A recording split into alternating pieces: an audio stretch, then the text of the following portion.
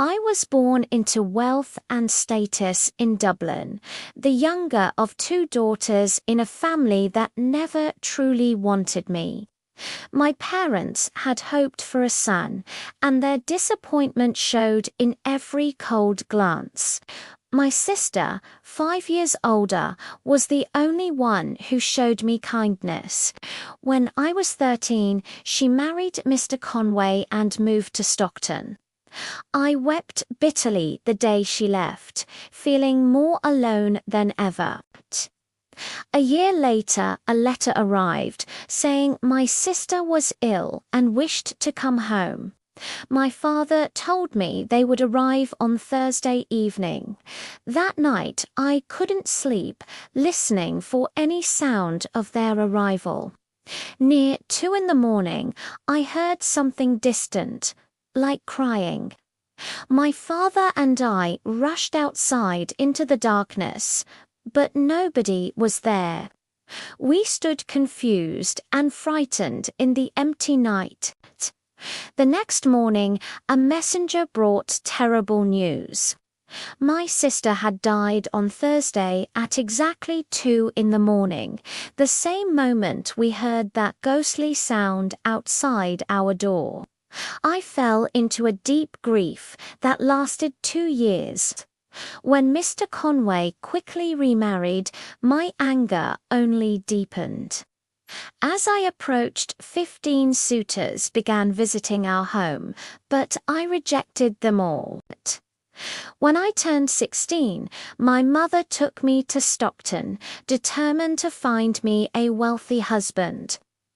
There, I slowly came back to life, dancing and laughing again. Then, my mother told me about Richard Lee from San Diego. He was older, respectable, and wanted to marry me. Though I didn't love him, I found him interesting and kind. Desperate to escape my cold home, I agreed. We married that spring and traveled to San Diego. His house near the river was beautiful, surrounded by gardens and birdsong. I felt genuinely happy for the first time. Dorothy, the friendly housekeeper, showed me around. When she opened my bedroom door, I froze. Something large and black stood inside, shapeless and terrifying. Dorothy's face went pale when I described it. She whispered that seeing the black coat meant tragedy was coming to the Lee family. She had seen it as a child, right before old Mr. Lee died. Despite my unease, I tried to settle into my new life. One day, during a walk, Richard suddenly grabbed my hand, his face white and strained. He made me promise never to enter the rooms at the back of the house or the small garden by the rear door. His tone was desperate, almost threatening. I agreed, though I didn't understand why my husband had become so different, so haunted. A month passed. One afternoon, I entered my bedroom to find a woman in black sitting by the fire. She was about 40, her face deathly pale, her eyes completely white. She was blind. When I told her this was my room, she claimed it was hers and demanded to see Richard Lee. I insisted I was Lady Lee, but she struck me hard across the face, screaming that I was not. Richard came running, and I fled. Through the door, I heard his angry voice and her desperate weeping. When he emerged, trembling and pale, he refused to explain anything except to tell me to forget her. From that day, Richard withdrew completely. He sat for hours, staring into fires, his face twisted with fear and guilt. One morning, he suddenly announced we must leave for Mexico or Spain immediately. He wouldn't discuss it further.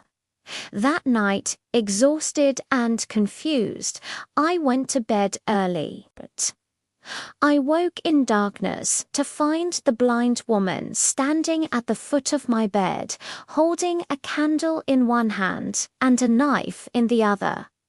Her voice was cold and deadly. She asked if Richard had married me. When I said yes, she revealed that she was his wife, not me. She gave me until morning to leave, or she would kill me with that knife. Then she vanished like smoke. At dawn, I confronted Richard. His face turned ashen. After a long silence, he insisted she was not his wife, that I was, and that I shouldn't listen to her mad ravings. But his eyes betrayed him. I found Dorothy and begged for the truth. She sat me down and told me everything. The blind woman was indeed Richard's first wife, now dead. I had been seeing her ghost.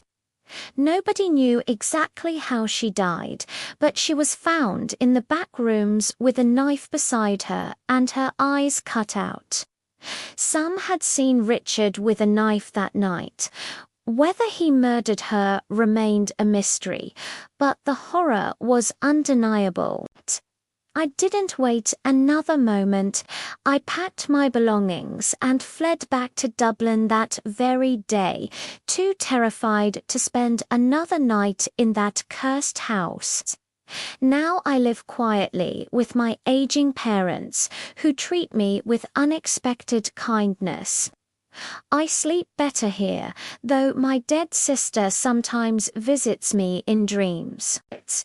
She warns me that the blind woman still searches for me, consumed by jealous rage, wanting to destroy the next Lady Lee. But here in Dublin, I am safe. The ghost cannot find me. She must wait in that terrible house for whoever is unlucky enough to become Richard Lee's next wife. And I pray for that poor woman's soul.